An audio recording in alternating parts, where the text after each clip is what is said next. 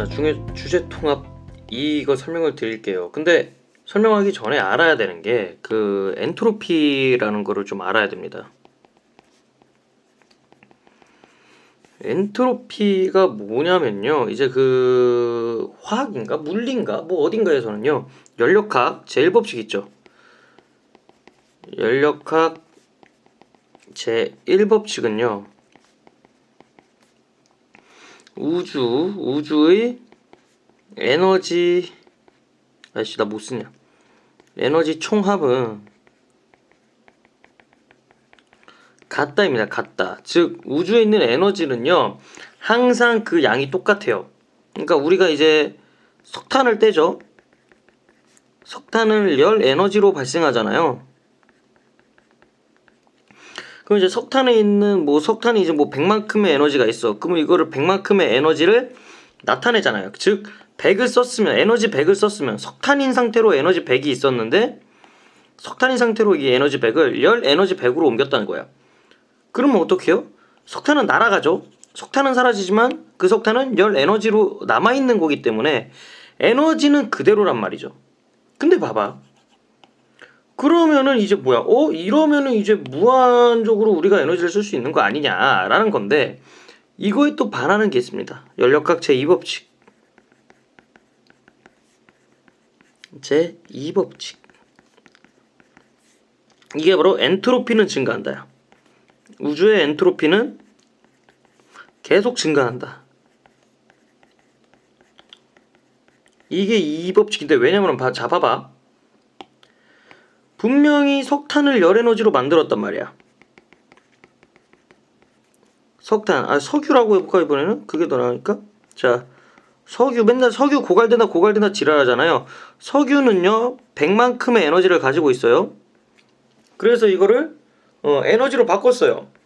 막 우리 자동차 가고 막 에너지로 바꾸잖아.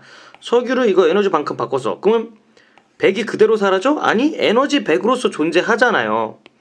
그래서 이거는 그럼 이제 에너지는 여기 그대로 있구나. 그러면 이거를 다시 석유로 바꿔볼까? 못 바꾸죠. 에너지 100은 이미 쓰고 남은 거야. 쓴 에너지 100인 거야. 석유는 못 바꿔. 에너지는 다시 석유로 못 가요. 우리는 그 상태를 엔트로피가 증가했다라고 하거든요. 석유가 에너지로는 가는데요, 에너지가 석유로는 못 가요. 이것을 이제 엔트로피가 증가한 상태, 즉 무질서도라고 얘기를 하는데, 이 엔트로피가요 사용이 불가능한 쓰레기라고 생각하시면 돼요. 쓰레기. 사용이 불가능한 거야 이제는. 그러니까 엔트로피는 계속 증가해. 사용할 수 없는 쓰레기는 계속 증가한다라는 거죠. 그래서 엔트로피가 증가한다라는 소리가 바로 이겁니다. 그래서 쓰레기가 계속 증가한다. 사용할 수 없는 그런 상태가 된다라는 거죠. 자, 그래서 이거를 일단 알고 가야 돼요. 그래야 이해를 할 수가 있는 겁니다. 자, 봅시다. 보자. 자, 19세기 초 과학자들 기존의 연력학 1법칙인 에너지 보존 법칙, 즉 에너지는 항상 같다. 그 법칙으로는 열이 자발적으로 고온에서 저온으로만 이동한다는 것을 설명할 수가 없었대요. 그러니까 뜨거운 물 가만히 냅두면 미지근한 물로 가잖아요. 고온에서 저온으로 가죠. 근데 미지근한 게 갑자기 뜨거운 물이 돼요? 이건 안 된다고. 이거는 열을 떼야 되잖아. 어떤 에너지를 줘야만 뜨거운 물이 되잖아요. 왜냐면 저온에서 고온으로 열이 흘러도 에너지의 총량은 변하지 않기 때문이었다라고 얘기를 합니다. 이게 뭔 소린가라는 거죠. 그래서 열은 항상 고온에서 저온으로만 이동한다. 근데 이걸로는 알 수가 없었다. 하지만 1850년 클라지우스는요, 열이 고온에서 저온으로 흐르는 것과 자발적 현상을 새로운 법칙으로 제안하여 이러한 현상을 연력학 제2법칙으로 부르게 됐다. 이 클라우지스가 엔트로피라는 개념을 새로 만들어요. 그래서 이때 연력학 제2법칙을 설명하기 위해 엔트로피라는 새로운 물리량을 제안을 해왔다고 합니다. 그가 제안한 이 엔트로피를 현대 개념으로 나타내면 어떤 열의 양을 절대 온도로 나눈 값이다. 개는 열의 양을 절대 온도로 나눠요. 그래서 이런 문제가 되겠죠? 그림과 같이 이렇게 고온 T1, 자 이렇게 이거 온도가 높은 어떤 상태예요. T2는요 온도가 어떻게 돼요? 온도가 매우 낮은 거예요. 저온 T2예요. 그럼 이거를 만나게 하면 어떻게 돼? 연력학 제1법칙에 의해서 어떻게 갑니까? 옮겨가죠. 옮겨갑니다. 뭐가 옮겨가요? 온도가 옮겨가요. 그래서 개1에서는요 열이 Q만큼 빠져나갔으므로 왜 자발적으로 이동한 열량을 Q라고 해요. Q만큼 빠져나가서 마이너스 T1분의 Q, 그 다음에 개2의 엔트로피는요 개2의 Q만큼의 열이 들어왔으므로 T2분의 Q입니다. 따라서 열 이동에 따른 두 물체 엔트로피 번호면 여기서 여기로 이동할 거잖아. 그럼 얘네 더하면 어떻게 돼요? 예를 들어서 T1이 T2보다 항상 크죠? 그러니까 왜? T1이 온도가 더 높잖아요. T1이 항상 온도가 높으니까 이거를 그냥 대충 하면 만약에 100도라고 해보자. T1이 아이고 씨 T1이 100도였어요. 그 다음에 Q 옮겨가는 열의 양은 5라고 해봅시다. 근데 5만큼 빠져나가. 근데 얘는 저온이죠. 만약에 50도에 미지근한 거야. 그러면 Q는 얼만큼이에요? Q는 똑같잖아 여기. Q만큼.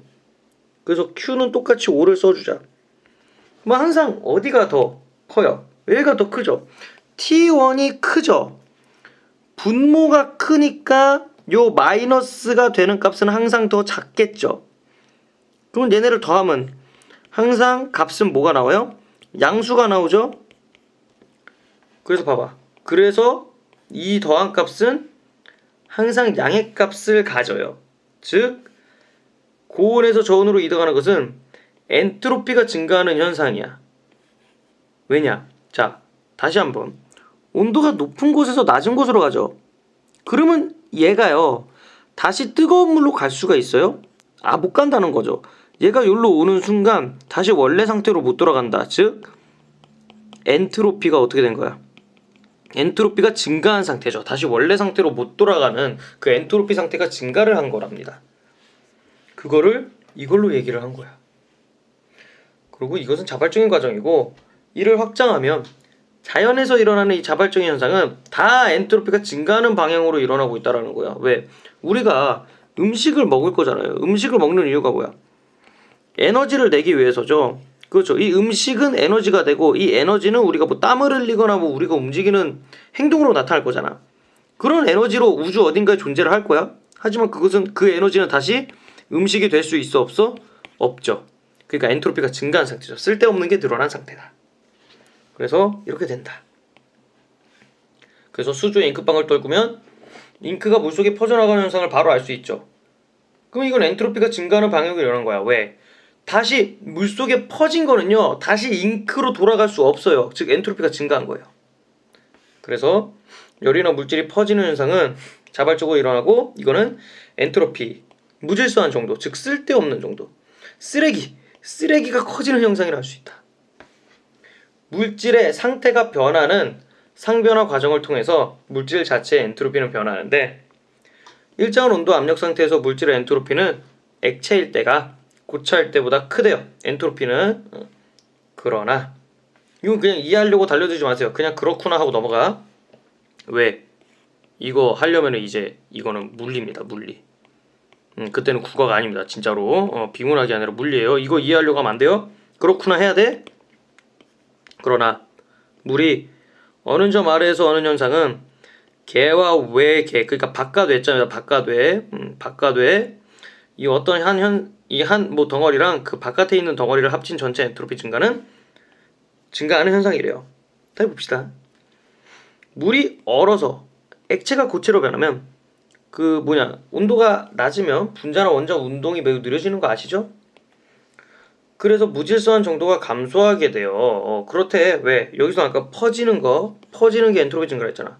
그래서 이게 무질서한 정도가 감소했는데 그 물질 자체 엔트로피는 감소하지만 물질 밖으로 열을 냈잖아요. 즉 외부에 있는 엔트로피는 증가했잖아요. 왜? 기체가 됐기 때문에. 그래서 열 에너지가 방출이 됐다. 즉 에너지가 열로 갔다. 근데 이 에너지는 다시 열로 돌아올 수 있다 없다? 없다. 그래가지고 엔트로피는 증가한 거다. 근데 우리 엔트로피 변화는 양수가 된다고 했죠? 어디서 알았어요? 여기서 아까 엔트로피는 항상 증가하는 거니까 자발적으로 일어나는데 계속 이렇게 일어난다는 거죠. 계속 어쨌든 엔트로피는 증가한다는 소리입니다. 그래서 이 볼츠만이라는 사람이 엔트로피가 아니 도대체 이런 거랑 뭘 이해하는지 잘 해줬대요.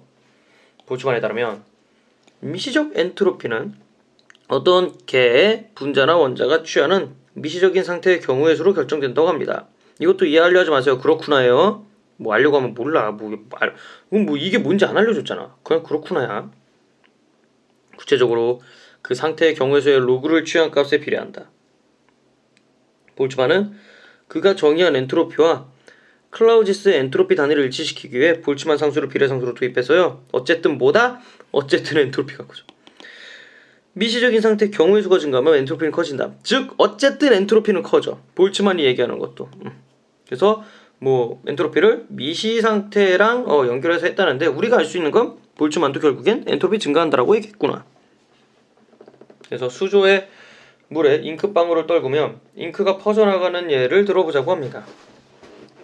조그만 잉크방울 속에 잉크를 구성하는 분자가 몰려있는 경우의 수와 넓은 물통에 골고루 퍼져있는 경우의 수를 따져보면 엄밀하게 계산해보지 않더라도 전자의 수가 훨씬 작음을 알 수가 있다. 왜? 잉크가 어디에 구석탱이 뭉쳐있대요. 그럼 이제 넓은 수조에 여기만 이럴 거 아니야. 그럼 무질서도가 이 엔트로피가 낮은 거잖아. 이거는 왜? 지금 잉크의 상태로 있잖아. 근데 물통에 골고루 퍼져 있어요. 그러면 이게 잉크가 여기저기 퍼져 있어. 그러면 이 잉크는 다시 잉크로 돌아갈 확률이 더 적죠. 엔트로피가 더 증가한 상태죠. 이거는 여기에 잉크가 몰려있는 거는 엔트로피가 아직 조금만 증가한 거고.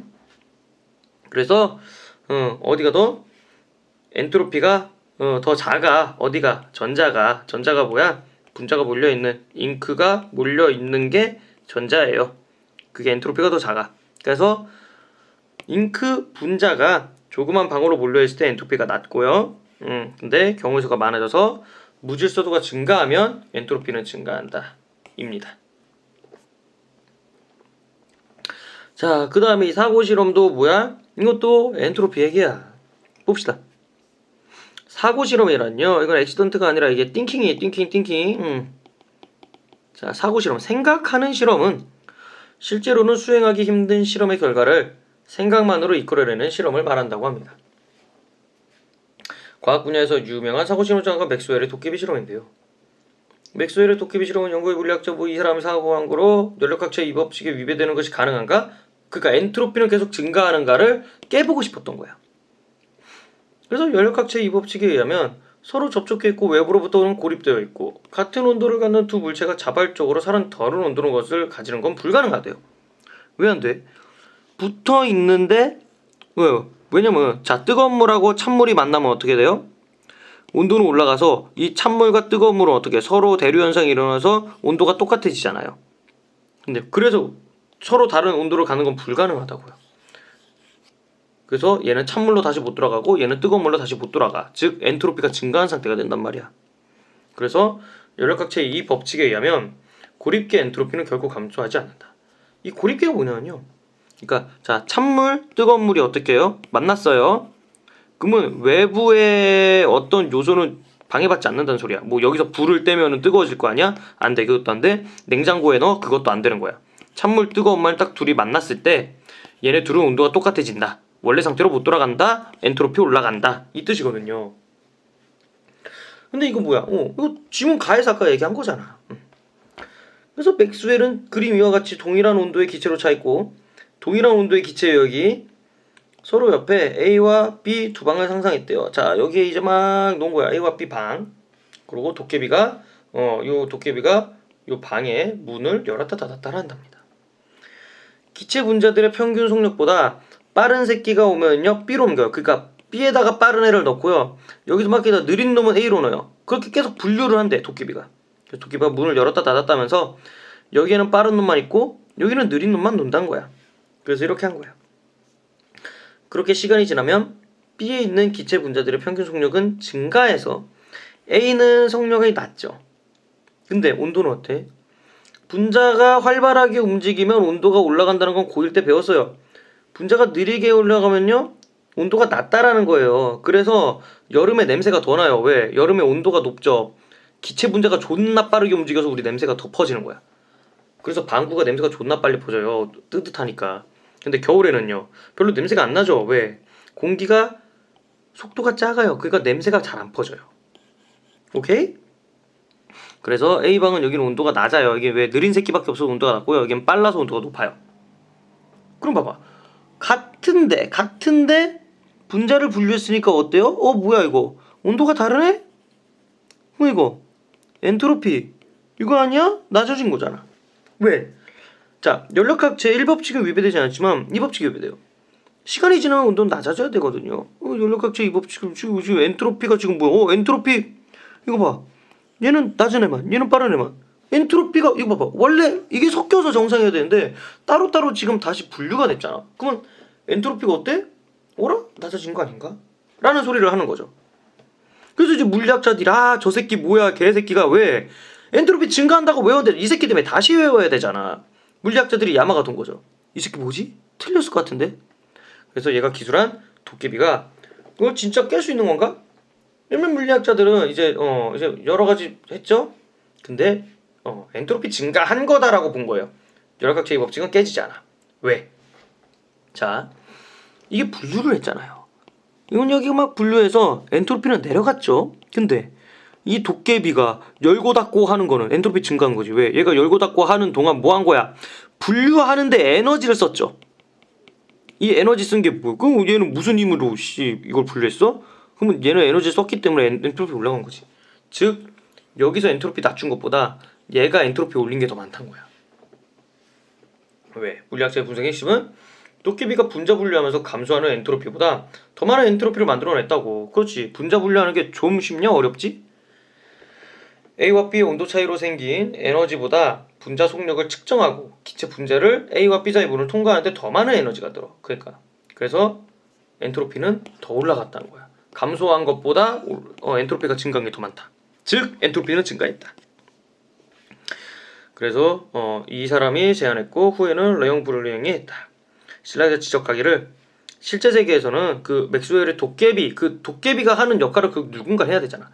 이거 기계 에너지 더 들어. 분자 속력 측정하는 기계? 그것이 전기 존나 잡아먹어 이 소리지.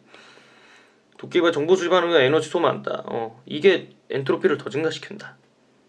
그래서 열역학 제2법칙의 고립계의 총 엔트로피는 증가해야만 한다. 도깨비는 상호작용하기 때문에 우린 반드시 기체와 도깨비를 포함해야 하는 개 엔트로피를 고려해야 한다. 왜? 여기도 얘랑 그러면 얘네 고려한 거죠. 그럼 여기를 다 합쳐야지. 맥스웰은 얘만 했고 얘가 노력한 거는 뺐단 거야. 얘가 분류하는 에너지는 고려하지 않았기 때문에. 그래서 이건 낮고 기체 줄어든 엔트로피보다 크다. 결국 줄어든 것보다 늘어난 게 더 많아서 엔트로피는 증가한 거다. 만약 도깨비가 후레쉬를 사용해서 분자 위치 파악한다면 그 후레쉬의 건전지는 낮은 엔트로피를 가진 장치죠. 근데 그 후레쉬를 쓰는 순간 건전지에서 화학작용이 일어나 전기를 만들어낼 거잖아. 그러면 엔트로피가 증가를 해버리잖아요. 그리고 이렇게 증가한 엔트로피는 기체에 줄어든 엔트로피보다는 크니까 엔트로피는 무조건 오른다라는 게 되겠습니다. 일단은 그 엔트로피의 기본적인 배경 지식이 있어야 이게 좀 쉽게 이해될 거라서 일단은 설명은 여기까지입니다. 나머지는 문제 풀면서 질문을 하세요. 수고했습니다.